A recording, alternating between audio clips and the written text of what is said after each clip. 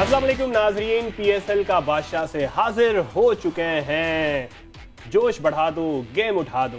बाबर भाई हमारे साथ मौजूद हैं। आज जबरदस्त इनिंग्स खेल के आए। ये जो लोग कहते हैं ना कि इनको क्रिकेट का अलिफ बे भी नहीं पता, इन्होंने कभी बैट उठाया है। सबसे पहले तो मैं कहूँगा वो वीडियो है ना, ये पहले वही चला दें भाई। बाबर भाई की जो आज की इनिंग्स की वीडियो है ना, इमरोज साहब वो चला दें आप पहले। बेहतरीन ओपनिंग है, स्टैंड दिया। हम अपने दोस्तों यारों को बता दें भाई, हम भी क्रिकेट खेलते हैं। खामा आप तनकीद करते रहे तो बल्ला पकड़ा नहीं, देखो बल्ला पकड़ा, हेलमेट भी। और कितने रन बनाए भाई? 47 रन बनाए। 27 बॉलों में 27 बॉलों पे बनाए। तो भाई हम ऐसे रन, 200 का स्ट्राइक रेट है यार। तुम लोग 6 ओवर में कितने 96 रन से? 6 ओवर में 96। भाई ऐसा नहीं करो यार तुम। ये देखो मेरा नाम भी बाबर है। अभी भाई अरे यार बाबर भाई, यार आप क्या यकीन लोगों को दिलाएंगे कि यार आप क्रिकेटर हैं, आप क्रिकेट खेलना जानते हैं यार। ये दिन देखने के हैं यार। छोड़े यार, लोग तो बोलते रहेंगे यार। लोगों ने तनकीद इतनी की। देखिए मेरी समझ में नहीं आता कि बाबर आजम को क्या साबित करने की जरूरत है कि वो सुपरस्टार है। वो सुपरस्टार हैं। जब वो सुपरस्टार हैं इसलिए तो हमें उनसे उम्मीदें हैं ना। अच्छा, अब जब उम्मीदें हैं तो हम उनके लिए बात तो करेंगे। मैचेस खत्म हो गए हैं कराची के, आज लैग मुकम्मल हो गया कराची का। तमाम मैचेस बड़े अच्छे हुए, बहुत स्मूथली हुए। ऐसी चीज सामने नहीं आई कि कहीं सिक्योरिटी का मसला हो या कोई इंतजामी, बड़े स्मूथली हो गए। कराची किंग्स भी अपना आखिरी मैच जीत गया और वो भी बड़े रन से। यानी कि दोनों मैच जो कराची किंग्स ने जीते हैं बड़े मार्जिन से जीते हैं। और ये इस टूर्नामेंट में सिर्फ कराची और उसके बाद वो है इस्लामाबाद यूनाइटेड है जिसने इतने बड़े मार्जिन से मैचेस जीते हैं। तो कराची किंग्स का जो हीरा है आज वो तैयब ताहिर है। तैयब ताहिर, लेकिन जो कहीं छुपा हुआ था, जिसको तलाश तो कर लिया गया था लेकिन उसको बस मैदान में नहीं लाया जा रहा था, ड्रेसिंग रूम में उसको बिठाया हुआ था। आज वो आ गया। अच्छा, ये मीम्स बड़ा जबरदस्त है कि कराची ने कोई 600 कुछ दिन बाद ना लाहौर के अलावा किसी दूसरी टीम को हराया है। ये बड़ा इंटरेस्टिंग एक मीम है। हाँ, तो ऐसा एक हमने कहा इसको थोड़ा कर लेते हैं आज कि आज कराची ने बड़ी अच्छी जीत जीती और हराया भी किसको है? मुल्तान सुल्तान को, जो इस वक्त टॉप पर है। टेबल पॉइंट पे वो टॉप पर है। उस टीम को हराया है और बड़े मार्जिन से मारा है। ये मुल्तान के साथ उस पर भी बात कर लेंगे। और सबसे पहले ये बताएं कि तैयब ताहिर कहाँ से आ गया? हमें पता तो था डोमेस्टिक वो खेलता है, ठीक है, लेकिन ये सिलेक्शन उसकी क्यों नहीं की जा रही थी? नहीं, सिलेक्शन तो देखिए हो गई थी, इसीलिए तो बेंच पे बिठाया हुआ था उसको। लेकिन वो हैदर अली पे बहुत ज़्यादा रिलाय कर रहे थे। हैदर अली को कराची किंग ने प्लेटिनियम में उठाया था। प्लेटिनियम इज़ अ सबसे बिग कैटेगरी आपकी, लेकिन वो उसकी डिजर्व नहीं कर रहे थे। वो आपकी कारकर्दगी से नज़र आ रहा था। उनका पिछला सीज़न भी पेशावर से कोई इतना अच्छा नहीं गया था। अब इन्होंने क्या सोच के हैदर अली को उठाया? और जाहिर सी बात है, जब इतना महंगा एक खिलाड़ी उन्होंने लिया है तो उनकी पहली कोशिश यही थी कि फर्स्ट प्लेइंग 11 में वही हो। लेकिन जब मुसलसल फ्लॉप हो गया तो इनको फिर तैयब ताहिर पे आना पड़ा। तैयब ताहिर गुजरात में पैदा हुए, 29 साल के हैं। उनका एवरेज 48 का है और स्ट्राइक रेट भी ऑलमोस्ट 140 का है उनका। बहुत अच्छा खेलते हैं वो। लेकिन इनको बेंच पे क्योंकि हैदर अली की जगह नहीं, मतलब वो बिठाना नहीं चाह रहे थे। जाहिर सी, मैंने आपको बताया प्लेटिनियम के थे वो।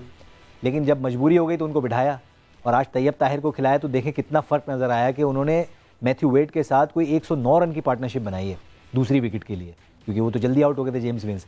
वहाँ से उन्होंने 109 रन की पार्टनरशिप बनाई। एक पहला मैच वो अपना डेब्यू खेलने, पीएसएल मैच, और वो भी वो मैच क्रंच मैच जिसके अंदर कराची को लाजमी जीत चाहिए और उस प्रेशर के अंदर वो डिलीवर कर रहे हैं। तो इट्स मीन के पोटेंशियल तो है उस खिलाड़ी के अंदर और उसने शो भी किया। बहुत अच्छे शॉट मारे, 50 की उसने और बहुत अच्छे 33 बॉल पे मेरे ख्याल से उन्होंने 50 मुकम्मल कर दिया। आज हुआ है पीएसएल का पहला मैच और इतना क्रूशल मैच, क्योंकि प्रेशर था, मुसलसल टीम हार रही थी, लेकिन उसने जिस स्टाइल में, जिस तरह टीम को लेके चला, गो के मैथ्यू वेड इतना अच्छा वो बॉल ज्यादा खेल गया। लेकिन आपने जो ये रिकॉर्ड इसका निकाला है स्टैट्स तैयब ताहिर के, 18 मैचेस में 722 रन हैं इसके और बेस्ट इसका 78 है। ये टी20 का है। टी20 का है, जबरदस्त। और एवरेज 48 पॉइंट समथिंग और 139.4। स्ट्राइक रेट 140 का है ऑलमोस्ट। बुरा नहीं है ये, बुरा नहीं है, बहुत अच्छा स्ट्राइक रेट है। और आज देखे ना, मैथ्यू वेड फंस रहे थे और तैयब ताहिर इजीली खेल रहे थे, वो बाउंड्रीज ले रहे थे और मैथ्यू वेड मुसलसल स्ट्रगल कर रहे थे, स्पिनर के ऊपर भी फंस रहे थे।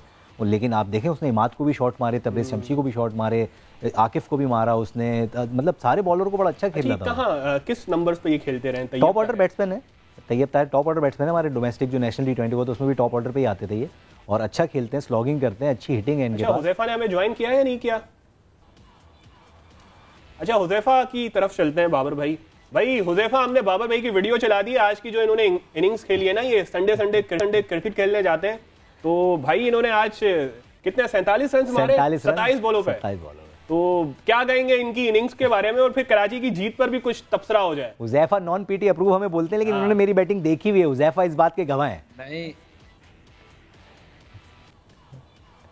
फ्रीज हो गए, लगता है नहीं, उज़ैफा को सदमा लग गया है। बाबर भाई की बैटिंग है तो हम सब, हाँ बाबर भाई की बैटिंग है तो मुतरफ हैं, बाबर भाई बहुत अच्छी बैटिंग करते हैं। लेकिन मैं ये पूछना चाहूंगा जो एंड में इन्होंने आके पैगाम दिया कि इतने स्ट्राइक रेट, तो ये पैगाम किसके लिए था? खास तौर पे किसी मखसूस खिलाड़ी को ये पैगाम दे रहे थे स्ट्राइक रेट का? और दूसरी बात, जहाँ तक लाइट चली गई है उज़ैफा की। जहाँ तक बात है कराची किंग्स की, आप सुन सकते हैं शान मुझे? जी जी जी, आ रही है हुज़ैफा, आ रही है।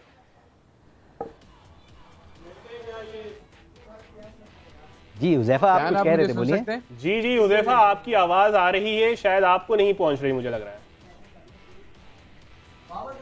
चलो दोबारा रिकनेक्ट कर लेते हैं जब तक हम।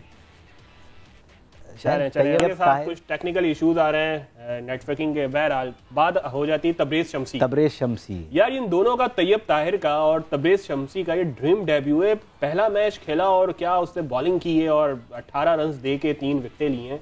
आपको मतलब ये पहले से सब कह रहे थे कि आपको तबरेज शमसी के साथ जाना चाहिए। तबरेज शमसी एक बहुत ज़बरदस्त स्पिनर हैं, उनको 2 एडवांटेज हैं। एक तो वो लेफ्ट आर्म स्पिनर है और फिर वो शार्प टर्नर है। ये दोनों जो क्वालिटीज़ है ना, ये आप देखें ना, तीनों विकेट उन्होंने क्या ली, शार्प टर्न पे ली, वो शॉट मारने गए, मिस हिट हुआ, कैच हो गए, मिस भी गए। ये सारे इतनी ज़बरदस्त बॉलिंग करते हुए इनको छुपाया हुआ था। फिर वही बात, जैसे हैदर अली को इन्होंने प्लेटिनियम में लिया हुआ था और तैयब ताहिर की जगह नहीं बन रही थी, ऐसे इमरान ताहिर भी इनके पास प्लेटिनियम में थे तो तबरेज शमसी को नहीं एडजस्ट कर पा रहे थे। लेकिन जब उन्होंने देखा कि नहीं यार अब मतलब अब ऐसा हो गया कि अब कुछ नहीं कर सकते, मजबूरी है अब हमारी, तो देखे आज उन्होंने तबरेज 2 चेंज किए, उन्होंने कॉम्बिनेशन इधर से उधर हो दोनों गया। ही फायदेमंद, देखिए ना, दोनों उसी चेंजेस ने बिल्कुल जो है वो कैसा ज़बरदस्त गेम बना के उनको दे दिया। तो अब ये है कि लेकिन इस जीत के बाद जो है ना कराची किंग का पॉइंट्स टेबल का कॉम्बिनेशन बड़ा अच्छा हो गया। अब आप देखें कराची किंग को जो सबसे बड़ा एडवांटेज है ना वो उनका रन रेट है, वो प्लस में रन रेट है उनका। वो डायरेक्ट जंप मार के 5वें से तीसरे पे आ गए, प्लस 1.87 या 47 आई थिंक उनका रन रेट है। तो ये इनको सबसे बड़ा जो एडवांटेज है ना वो इनका रन रेट का है। आगे अगर ये 1-2 मैच और कुछ गड़बड़ करते भी है ना तो ये अपने रन रेट की वजह से ऊपर ही रहेंगे। कोयटा को ये डिसएडवांटेज है कि कोयटा का रन रेट भी खराब है, उनके पास पॉइंट्स भी नहीं है उनके पास, तो ये उनके लिए बैड लग गया। अच्छा, ज्यादा बैड लग गया। ये दोनों तब्दीलियां, चले हैदर अली को आपने स्किप किया, अच्छा किया, तो शुरू में कर ली जाती तो नताइज कुछ और हो सकते थे, मुझे लगता है। बिल्कुल। और मैथ्यू वेड पे भी बात ही कर लेते हैं इसी के साथ ही। मैं चाह रहा था कि हुज़ैफा के साथ ये बात करते हैं। मैथ्यू वेड के को ड्रॉप करके शर्जील की जगह बनती है। आपने बहुत जल्दी शर्जील को हटा दिया, मुझे नहीं लगता कि इतना जल्दी उसको 2-3 मैचेस के बाद हटा देना चाहिए था। हो सकता था किसी मैच में ऐसे क्लिक कर जाता वो अच्छे। अभी आज देखें ना, रन बॉल बना के गए हूँ, 46 बॉलों पे 47 रन, मतलब ये कोई स्कोर नहीं है। बाबर आजम की बिल्कुल ही बाबर आजम की रूह आ गई तो उसी नंबर पे खेलने आए थे ये। लेकिन मुझे लगता है कि मैथ्यू वेड को ओपनिंग की जगह ना उनको अगर ये 5वें 6ठे पे रखे ना फिनिशिंग रोल पे, वो ज़्यादा बेहतर रहेगा मैथ्यू वेड के लिए। और अब तो तैयब ताहिर को आपको टैलेंट पता चल गया, आप जेम्स विंस के साथ तैयब ताहिर को ओपन कराएं और आप 1 डाउन के अंदर आप शुएब मलिक को भेजें, 2 डाउन जो है वो इमाद खुद आ जाए जब इतना अच्छा उनका बल्ला चल रहा है। तो इनको थोड़ा सा और अपने बैटिंग ऑर्डर में तब्दीली लाना पड़ेगी। मैथ्यू वेड आज बहुत फंसे हुए थे, मतलब वो फील हो रहा था उनके लिए कि यार उनसे खेला। पिछले मैच में भी कोई इतनी खास बैटिंग नहीं की, मैथ्यू वेड मुसलसल स्ट्रगल कर रहे हैं। तो मेरे ख्याल से उनको जो ऑस्ट्रेलिया टीम ने उनको रोल दिया हुआ है ना 5वें 6ठे पे आके फिनिश करने वाला रोल, अगर ये वो रोल दें तो वो ज़्यादा बेहतर होगा। ये एहसानुल्लाह की बात ना की जाए, आज के शो में मजा नहीं आया। एहसानुल्लाह ने क्या बोल्ड किया है, ये वही है जो शाहीन को इन्होंने छक्के मारे थे, चौके मारे थे, इसी ये स्कूप खेलते हैं, स्वीप करते हैं, लेकिन एहसानुल्लाह के सामने इनकी नहीं चली। नहीं चली। एहसानुल्लाह बहुत अच्छी लाइन और लेंथ के साथ 2 विकेटें निकाली, बड़ी अच्छी निकाली है उस वक्त आके इन्होंने। आज भी 148-150 के पेस पे बॉल कर रहे थे, पेस इनका कम नहीं हो रहा, जो सबसे अच्छी बात है। फिर हाई आर्म एक्शन है और फिर जवान है तो बॉल को पटकते बड़ा अच्छा है, जगह पे लेंथ पे बहुत अच्छी मारते हैं। फिर इनके पास वैरायटी भी है, ये फुल टॉस भी मार रहे हैं, यॉर्कर भी मार रहे हैं, बाउंसर भी मार रहे हैं, तो अच्छी जगह पे बॉल कर रहे हैं, लेकिन अभी भी इनको मैच्योरिटी की जरूरत है। अच्छा, 6 मैचेस में 14 विकेटें हैं एहसानुल्लाह की। और जो सबसे अच्छी इसकी चीज है ना, जो मुझे लगता है कि शायद ये पीएसएल की तारीख में शायद ये रिकॉर्ड अच्छा बन जाए, इकोनॉमी इनकी 5.53 है। बिल्कुल, अभी तक 14 विकेटों के साथ ये इकोनॉमी और 9.35 एवरेज है इनका। देखिए ना, अभी मैं आपको बता रहा हूँ ना, अभी जो मैचेस लाहौर में होंगे और पिंडी में जो होंगे, वहाँ पे देखना ये है कि एक बार अगर एहसानुल्लाह पे अटैक होता है ना, कोई बैट्समैन इनके ऊपर चढ़ के खेलता है, तो एहसानुल्लाह क्या रिस्पॉन्ड करते हैं। अभी तक तो एहसानुल्लाह की हाइप बनी हुई है, हर कोई इसको रिस्पेक्ट दे रहा है कि यार इसके ओवर निकाल जाओ, तो उसी वजह से उस पर रन भी नहीं बन रहे, क्योंकि वो उसको बोलते हैं यार इस पर शॉट मारने से अच्छा सिंगल डबल कर लो। तो सिंगल डबल पे आप 6 रन पे ओवर निकाल जाते हैं, आपकी इकोनॉमी अच्छी है 5.59। जी शान, एहसानुल्लाह पे बात चल रही है, चले इसी पे कुछ लब कुशाई कर लें कि एहसानुल्लाह यार मुसलसल ये बंदा है ना, इंस्पायर किए जा रहा है। आज भी बड़ी अच्छी बॉलिंग की, इससे पहले भी 22 रन दिए इन्होंने पिछले मैच में। तो यार ये तो मुझे लग रहा है कि बड़ी जल्दी आ जाएगा टीम में, क्योंकि ऐसी परफॉर्मेंस हर मैच में इसकी नजर आ रही है। पाकिस्तान में इस वक्त PSL में पाकिस्तानी कोई और दूसरा ऐसा बॉलर नहीं है जो हर मैच में चल रहा हो एहसानुल्लाह की तरह। देखिए शान, सबसे पॉजिटिव चीज़ ये है कि अगर आप तैयब ताहिर की भी आज की इनिंग्स देखें तो उसमें मैच्योरिटी नज़र आती है। जब आप फर्स्ट क्लास क्रिकेट बहुत ज़्यादा खेलते हैं और अपनी कंडीशंस को जानते हैं, तो जब आप PSL में आते हैं तो वो आपकी परफॉर्मेंस पे रिफ्लेक्ट करता है। आज जब उसामा मीर गेंद कर रहे थे, ये बात मुश्ताक अहमद ने भी बोली कि वो इतना फर्स्ट क्लास में उसामा को खेल चुके हैं, रिवर्स स्विंग के बावजूद, टर्न के बावजूद उन्होंने बहुत आसानी से खेला। तो यही मिसाल आती है एहसानुल्लाह के ऊपर कि वो KP सेकंड 11 से इतनी क्रिकेट उन्होंने इस कंडीशंस के अंदर खेली है, तो इसलिए उनको पता है कि किस तरीके से यहाँ पे गेंदें करनी है, पेस किस तरीके से मेंटेन करनी है। तो जब आप फर्स्ट क्लास के अंदर अच्छा सीजन लगाकर आते हैं तो इससे आपको बहुत मदद मिलती है। और साथ में क्रेडिट दूंगा एंडी फ्लावर को, वो बहुत अच्छे से लेके चल रहे हैं एहसानुल्लाह को। लेकिन यह सबसे अहम बात जो बाबर भाई ने की, मैं उससे एग्री करूंगा कि जब इन पे चार्ज होना शुरू होगा, अभी तक तो सब अच्छा है, सब आया है, 5 की एवरेज से गेंद कर रहे हैं, विकेटें भी मिल रही हैं, पिटाई नहीं हुई है। जब पिटाई होती है तो आप पे आता है प्रेशर, और वहां आपका असल टेस्ट होता है कि जो आपने तैयारी करके रखी थी आप उस प्रेशर में किस तरीके से रिस्पॉन्ड करते हो। तो जब किसी भी, आज देखें पेशावर मुल्तान की टीम 5 मैच अपने होम पे खेली, बड़ी कंफर्टेबल नजर आई, 1 मैच हारने के बावजूद 4 कंप्लीट फतवात उन्होंने की। आज जैसे ही वो अपने होम से बाहर निकले और कराची में खेलने आए तो वो पिच को सही से रीड नहीं कर सके और एकदम से एक ऑर्डिनरी टीम बन के नजर आए। 100 पे ऑलमोस्ट 100 के नियर ऑल आउट हो गए, जबकि इतना बड़ा टारगेट नहीं था। जो उनके कोच ने उस बात का एतराफ भी किया कि हम अच्छे से रीड नहीं कर सके और अच्छा स्टार्ट करने के बावजूद हमारी टीम जो है वो कोलैप्स कर गई। तो जब आप कंडीशन चेंज होती हैं और प्रेशर आपके ऊपर आता है, वहां आप कैसे रिस्पॉन्ड करते हो, ये बहुत अहम होता है। तो यही देखना होगा एहसानुल्लाह पे। अभी तक इसी की मिसाल मैं आपको देना, देखें हसनैन इससे पहले मैच तक कितना अच्छा रिस्पॉन्ड कर रहे थे इस्लामाबाद यूनाइटेड के मैच से पहले। सब ये कह रहे थे यार हसनैन बहुत मैच्योर हो गया, प्लान के मुताबिक बॉल कर रहा है, इकोनॉमी कम दे रहा है, हर मैच में विकेट ले रहा है। लेकिन जब आजम खान ने उस पर चार्ज किया तो अपना प्लान भूल गए। वो कहीं भी बॉल कर रहे हैं, आजम खान उनको छक्का मार रहा है, वो बाउंसर मार रहे हैं, छक्का पड़ रहा है, वो यॉर्कर मार रहे हैं, छक्का पड़ रहा है। तो ये जब सिचुएशन एहसानुल्लाह पर आएगी ना, फिर देखना है कि वो अपना क्या प्लान लेकर आता है। हुज़ैफा, ये कराची किंग्स की आज की जो जीत है ये यकीनन इनको बड़ा बूस्ट करेगी, क्योंकि बड़े रन रेट से और उस टीम को इन्होंने हराया है जो पॉइंट टेबल पे नंबर 1 थी। तो ये जो तब्दीलियां की गई हैं, हम लोग ये बात कर रहे थे, आप ही ये बात कर रहे थे कि तैयब ताहिर को चांस मिलना चाहिए, कासिम अकरम को भी मिलना चाहिए। गो चलो उन्होंने एक खिलाड़ी को चांस दिया, कासिम अकरम अब भी उनके पास बैठा हुआ है। वेट के साथ क्या मसला है? वेट मुसलसल स्ट्रगल कर रहे हैं और बॉल्स भी आज उन्होंने काफ़ी ज़ाया की। शर्जील को क्यों मौका मजीद नहीं मिल रहा? क्योंकि वो हो सकता है वो मैथ्यू वेट से ज़्यादा अच्छा परफॉर्म कर जाए। उनके 20-30 रन भी जो वो चार्ज करते हैं शुरू में, बॉलर्स को पिटाई करते हैं, वो मोमेंटम बना देता है शर्जील। तो क्यों ऐसा नहीं किया जा रहा? कुछ इस तरह की सोच विचार हो रहा है कराची किंग्स की मैनेजमेंट की तरफ से? नहीं, अभी तो कराची किंग्स की मैनेजमेंट मैथ्यू वेट को ही प्रॉपर चांस देना जा रही है, क्योंकि अब देखें जेम्स विंस का भी आज लास्ट मैच था। अब जेम्स विंस चले जाएंगे, कराची किंग्स के लिए अवेलेबल नहीं होंगे, तो ऑब्वियसली नेक्स्ट मैच के लिए उनको एक ओपनर ऐड करना पड़ेगा। तो मुमकिन तौर पे शर्जील की वापसी कराची किंग्स की साइड में हो सकती है मैथ्यू वेट के साथ बतौर ओपनर। आज जो आपने बात की, जो इनिंग्स उन्होंने खेली, देखें गेंद तो टर्न भी हो रहा था और रिवर्स स्विंग का जिस तरह बात की तैयब ने कि रिवर्स स्विंग हो रही थी जो मैथ्यू वेट को परेशान कर रही थी और वो सिंगल डबल कर रहे थे। तो जब ओवरसीज प्लेयर्स इन कंडीशन में आते हैं तो ऑब्वियसली उनको यहाँ खेलना थोड़ा सा मुश्किल होता है, जो आज हमें रिफ्लेक्ट किया मैथ्यू वेट की इनिंग्स के अंदर। लेकिन शर्जील की जो बात है, शर्जील एक मैच विनर प्लेयर हैं, अपने डे के ऊपर किसी भी टीम को तबाह कर सकते हैं और उन्होंने परफॉर्मेंसेज भी दी हैं कराची किंग्स के लिए। तो मुझे ऐसा लग रहा है जब जेम्स विंस, अब जाहिर है आज उनका लास्ट मैच था कराची किंग्स के लिए, तो अब एक स्लॉट बन गई है ऊपर के नंबर पे। तो मुझे लग रहा है कि जाहिरी तौर पे वापसी होगी शर्जील खान की एज ओपनर और वेट के साथ वो ओपनिंग करेंगे। एक अच्छी चीज़ भी हुई कराची किंग्स की, साथ साथ एक बुरी चीज़ जो मुझे आज नजर आई कि जब कराची किंग्स ने एक अच्छा प्लेटफॉर्म सेट कर दिया था तैयब ताहिर की इनिंग्स की सूरत में, तो 70वें ओवर में जब विकेट गिरती है तो उन्होंने तैयब, इमाद वसीम, बैन कटिंग और आपके इरफान खान नियाजी जैसे हिटर बैट्समैन मौजूद होने के बजाय आपने शोएब मलिक को विकेट को उतार दिया, जो किसी भी बॉल को कनेक्ट नहीं कर पा रहे 3-4 मैचेस में, और बड़े शॉट्स उनसे ऐसा लग रहा है कि बचपन की बात हो गई है, लग नहीं रहे, फिर भी आपने उनको भेज दिया। और ऐसा ही है, 30 बॉल्स पे 37 रन बने और एक छक्का और 2 चौके लगे सिर्फ। अच्छा हुज़ैफा आप गलत डिसीजन कौन कर रहा है इस टीम में, ये मुझे समझ नहीं आ रहा। वही सत्य वाली बात मुझे लग रहा है दोबारा खुद अच्छी फॉर्म में थे। अच्छा एक आखिरी सवाल फिर हम बाबर भाई की तरफ चलेंगे। ये तबरेज़ शम्सी को इन्होंने बिठा के रखा हुआ था, आज शुक्र है इनको चांस मिल गया। तो ये जो तब्दीलियां की गई हैं ये तो बड़ी खुशगवार साबित हुई हैं कराची किंग्स के लिए। तो आने वाले मैचेस में क्या लग रहा है, क्योंकि आमिर तो इंजर्ड है। आमिर की पहले इंजरी के बारे में बता दें, उनको हफ्ता तो हो गया है, उनका था कि एक हफ्ते में वो फिट हो जाएंगे। क्यों आमिर आज के मैच में नहीं दस्तयाब हुए?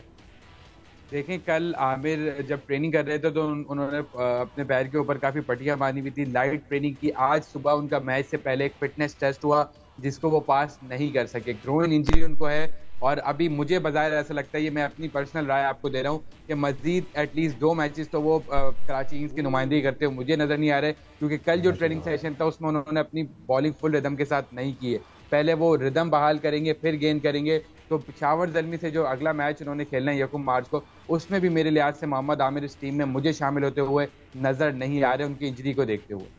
हुज़ैफा मुझे तो ऐसा भी लग रहा है कि अब विनिंग कॉम्बिनेशन को खराब भी नहीं करना चाहेगा कराची किंग्स, इसी कॉम्बिनेशन के साथ जाएगा अगर आमिर फिट भी हो जाए तो। लेकिन मूसा का कोई किरदार मुझे नजर नहीं आता इतना। देखिए, आमिर की रेपुटेशन बहुत अच्छी है कराची किंग्स में, और आपको पता है कि बड़ा सपोर्ट करते हैं कराची किंग्स की मैनेजमेंट आमिर को, और बड़ा अच्छा रिलेशन है। और आमिर इस तरह का प्लेयर है कि वो इम्पैक्ट डालता है अपनी परफॉर्मेंस से।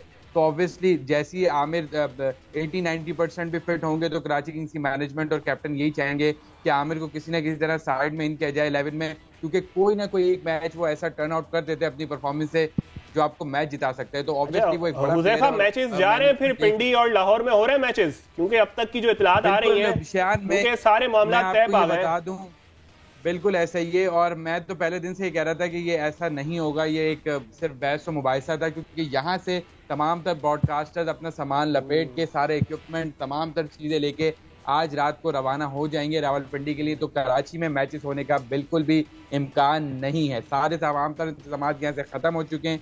अब ये लोग रावलपिंडी जाएंगे, ब्रॉडकास्टर्स टीमें 4 ऑलरेडी पहुँच चुकी हैं लाहौर, और ये 2 टीमें भी कल जो है वो रवाना हो जाएंगी। तो कराची में मैचेस होने का अब कोई इम्कान नहीं है। और आपको पता है कि वज़ीर आज़म इंटरवीन कर चुके हैं, तो अब यही होगा कि, और ऐलान भी नजम सेठी ने खैर बाकायदा तौर पे अब कर दिया है कि भाई मामला तय आ गए, यानी कल से आप हमारे साथ स्टूडियो में होंगे। हुज़ैफा आप तो बड़ा रिलैक्स होंगे कि अब टिकट वाला मामला आपके लिए रिलैक्स हो जाएगा, अब कोई आपसे टिकट नहीं मांगेगा क्योंकि कराची में मैच। बहुत शुक्रिया हुज़ैफा, आप हमारे साथ थे। बाबर भाई, मैचेस तो जा रहे हैं, अब चलें अच्छा उसलूबी से कराची के मैचेस हो गए, तो क्या लगता है अब आमिर 2 मैचेस में मजीद दस्तयाब नहीं होगा तो कराची किंग्स के लिए अब मुझे तो नहीं लगता, मुझे लगता है उसकी नीड बनती है यार। कराची किंग्स में हुज़ैफा सही कह रहे हैं, मोमेंटम जो बना के रखता है ना वो, लेकिन तो जरूरी है कराची शायद अगर वो 50 या 60 या 70% फिट होने पे भी खेलेगा ना तो फायदा नहीं है उसके खेलने का, क्योंकि वो परफॉर्मेंस दे नहीं सकेगा।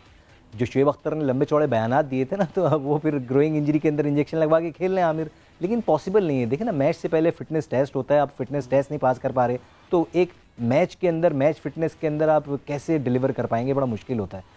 तो मुझे नहीं लगता, अगर वाकई वो फिट नहीं है तो नहीं खिलाना चाहिए कराची को। मैं तो कहता हूँ 80% 90% पे भी नहीं खिलाना चाहिए उनको। अगर आपका विनिंग कॉम्बिनेशन बना हुआ है, आप जीत रहे हैं, हाँ वो 100% फिट है, डिलीवर कर रहा है, बिल्कुल उसकी जगह बनती है, वो मेन बॉलर है। वो क्या हो गया? बिल्कुल हुज़ैफा ने बिल्कुल सही बात बताया। नहीं देखिए, एक तो उसने अभी तक जितने भी मैच खेले वो नाइट मैच खेले, पहला डे मैच था उनका, डे मैच था। दूसरा ये कि कराची में था, एक अपने होम कंडीशन में से बाहर आए। वो पिछले 5 मैच उन्होंने मुल्तान में खेले, एक तरह से वो उनको उसकी एक कह लें दाव पेच का पता था कि ये पिच किस वक्त क्या रिस्पॉन्ड करेगी, हमारी बाउंड्री कहाँ की किस तरफ छोटी है, हम किधर से स्लॉग करके शॉट ले सकते हैं।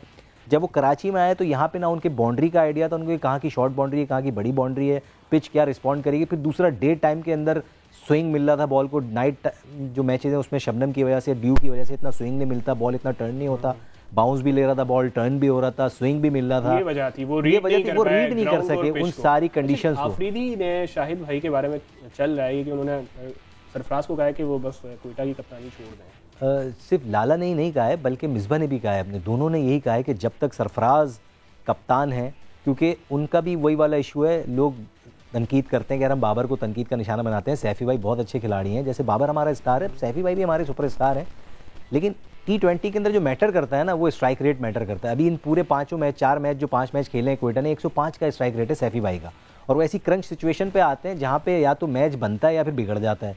तो सैफ़ी भाई जब तक इस सिचुएशन से या तो खुद को इम्प्रूव करें, रिजवान की तरह 140-45 पे अपना स्ट्राइक रेट लेके जाएं तो अच्छा है, और अगर नहीं है तो बेहतर ये है कि फिर वो और वैसे भी मुझे लगता है ये इनका आखिरी सीजन है। कल भी इसके हम इसी बाद पे कुछ बात ऐसा कर रहे होगा थे कि नहीं। ये सरफराज के लिए ये आखिरी है कोयटा के लिए, और उनके लिए भी बेहतर है वो अपना टेस्ट क्रिकेट और वनडे पे फोकस करें। T20 ये जरूरी तो नहीं है सारा फॉर्मेट खेले, उसकी फॉर्म लेकिन कितना अच्छा कमबैक किया उन्होंने। उन्होंने। चलें, ये प्रोग्राम अपने इख्तिताम को पहुंचा PSL का बादशाह, और खुशी की बात ये है कि लाहौर और रावलपिंडी के शहरी भी अब जाके ग्राउंड में मैच देख सकेंगे, क्योंकि इस तरह की खबरें जो आ रही थी कि नहीं हो पाएंगे मैच, PSL दुबई चले जाएगा, यहाँ तक कि अमेरिका की भी खबरें आ रही थी कि वहाँ के स्टेडियम में भी होगा। तो ये तो अच्छा हो गया कि पंजाब में हो रहा है PSL, वहाँ भी लोग जोशो खरोश के साथ जाएं, टीम को सपोर्ट करें और PSL ताकि कामयाब हो। PSL के बादशाह से हमें इजाज़त दीजिए, कल दोबारा हाजिर होंगे। अल्लाह हाफ़िज़।